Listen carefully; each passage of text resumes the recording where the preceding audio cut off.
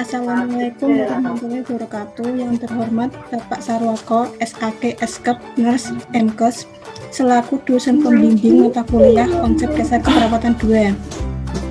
Dan teman sejawat yang saya banggakan, pertama-tama marilah kita panjatkan puji syukur kepada Allah Subhanahu wa Ta'ala karena telah memberikan rahmat kesehatan dan keselamatan sehingga kita dapat berkumpul di dalam diskusi ini.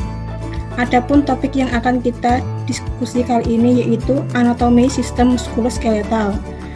Saya Feby Ayu Brilian Pramesti selaku moderator yang akan membimbing jalannya diskusi ini. Sebelumnya saya akan memperkenalkan anggota kelompok kami yang dimana anggota kelompok bernama Yunita Aji Setioningrum, Enik Sulistya Wulandari, Ernazah Rizaini, Ike Erna Safitri, dan Ian Antika. Sesi selanjutnya adalah proses penyajian materi. Saya persilahkan kepada teman saya Enik Sulistya Wulandari untuk menyampaikan materi mengenai sistem muskuloskeletal. Sistem muskuloskeletal. Sistem muskuloskeletal adalah sistem yang berperan dalam menunjang, melindungi, dan menggerakkan tubuh. Rangka merupakan bingkai bagian struktur tubuh dan melindungi organ internal yang rentan dari kerusakan. Otot dengan bantuan sendi, ligamen, dan tendon memungkinkan tulang bergerak. Sistem ini terdiri dari atas 206 tulang, yang merupakan penyokong gerakan tubuh dan melindungi organ internal, tendon, dan ligamen yang menghubungkan tulang dengan otot. Salah satu fungsi tulang sendiri adalah memberikan pergerakan otot yang berhubungan dengan kontraksi dan pergerakan, sehingga fraktur merupakan ancaman potensial atau aktual kepada integritas seseorang akan mengalami penurunan fungsi fisik. Terlebih lagi, jika kita mengalami fraktur adalah bagian ekstremitas bawah yang memberikan pergerakan. Sistem rangka terdiri dari 206 tulang yang dapat digolongkan menjadi 3, yaitu 1. Rangka aksial terdiri dari 80 tulang yang membentuk aksis panjang tubuh dan melindungi organ kepala, leher, dan dada. 2. Kolumna vertebra atau tulang belakang terdiri dari 26 vertebra yang dipisahkan oleh diskus intervertebral. 3. Tulang rusuk dan tulang dada, ribs dan sternum. Tulang rusuk dan dada berfungsi untuk melindungi organ jantung dan paru-paru. Tulang rusuk bergabung dengan tulang dada karena dihubungkan oleh tulang rawan yang bernama kosta. Tengkorak terdiri dari A. Tulang kranial, menutupi dan melindungi otak dan organ-organ panca indera. B. Tulang wajah, memberikan bentuk pada wajah dan tempat melekatnya gigi. C. 6. Tulang auditori atau telinga, terlibat dalam transmisi suara.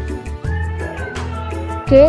Tulang tipoid, yang menyangga lidah dan laring, serta membantu dalam proses menelan, merupakan bagian terpisah dari tulang tengkorak. E. Rangka apendikular, terdiri dari 126 tulang yang membentuk lengan tungkat. F. Tulang pektoral, serta tonjolan pelvis yang menjadi tempat melekatnya lengan dan tungkal pada aksial. Persendian adalah hubungan antar tulang atau lebih yang memungkinkan untuk menimbulkan gerakan. Di sebelah kiri ini merupakan bagian dari anterior view dan posterior view.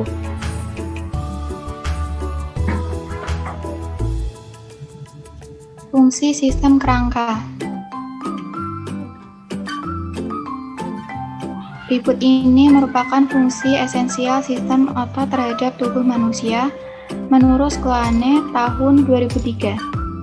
1. Pergerakan.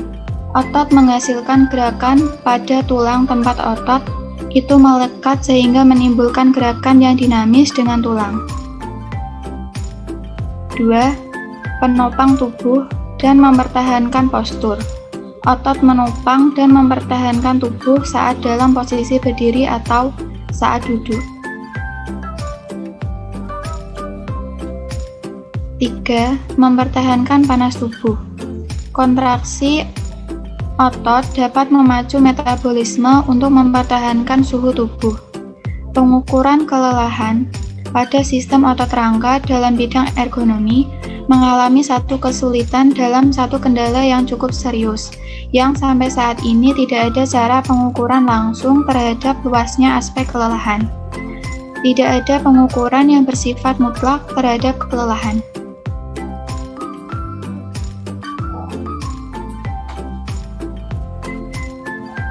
Terdapat beberapa faktor yang menyebabkan terjadinya keluhan otot skeletal, yaitu 1. Peregangan.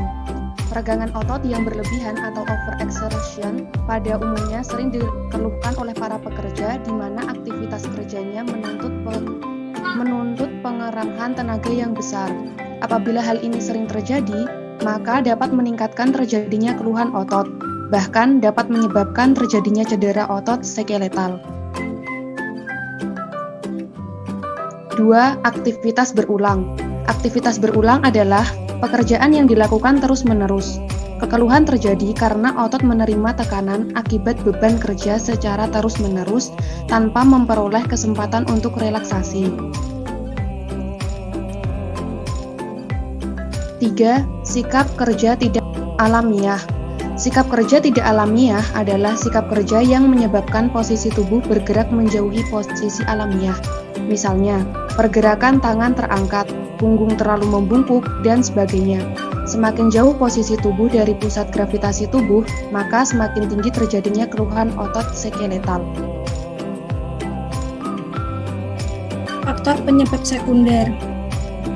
Pertama, tekanan. Terjadi tekanan langsung pada jaringan otot yang lunak saat harus memegang alat, dapat menyebabkan nyeri otot yang menetap. 2. Getaran. Getaran dengan frekuensi yang tinggi akan menyebabkan kontraksi otot bertambah.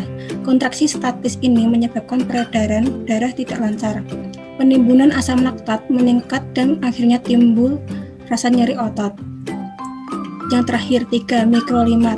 Perbedaan suhu lingkungan dengan suhu tubuh yang terlalu besar menyebabkan sebagian energi yang ada dalam tubuh akan termanfaatkan oleh tubuh untuk beradaptasi dengan lingkungan tersebut. Akibatnya, peredaran darah kurang lancar, suplai oksigen ke otot menurun sehingga proses metabolisme karbohidrat terhambat dan terjadi penimbunan asam laktat yang dapat menimbulkan rasa nyeri otot. Gangguan muskuloskeletal. 1. Fraktur. Patah tulang atau fraktur adalah kondisi ketika tulang patah sehingga posisi atau bentuknya berubah. Patah tulang dapat terjadi jika tulang menerima tekanan atau benturan yang kekuatannya lebih besar daripada kekuatan tulang. 2. Dislokasi. Patah tulang atau fraktur adalah kondisi ketika tulang patah sehingga posisi atau bentuknya berubah. Patah tulang dan dapat terjadi jika tulang menerima tekanan atau benturan yang kekuatannya lebih besar daripada kekuatan tulang. Yang ketiga, sprain. Kesleo atau sprain atau dalam bahasa medisnya adalah cedera pada ligamen. Sprain sering terjadi pada lutut, tumit, pergelangan tangan, dan jari jempol tangan. Sprain dan strain itu hampir sama. Yang strain merupakan cedera pada otot atau tendon. Strain sering terjadi pada tungkai atau punggung seperti pada otot hamstring atau paha dan lumbar atau punggung bawah. Yang terakhir, sindrom kompartemen. Sindrom kompartemen adalah kondisi yang disebabkan oleh peningkatan tekanan di dalam kompartemen otot. Sindrom kompartemen dapat ditandai dengan nyeri otot hebat setelah cedera atau saat berolahraga. Sekian dari diskusi kami kali ini, kami akhiri. Wassalamualaikum warahmatullahi wabarakatuh. Waalaikumsalam warahmatullahi wabarakatuh.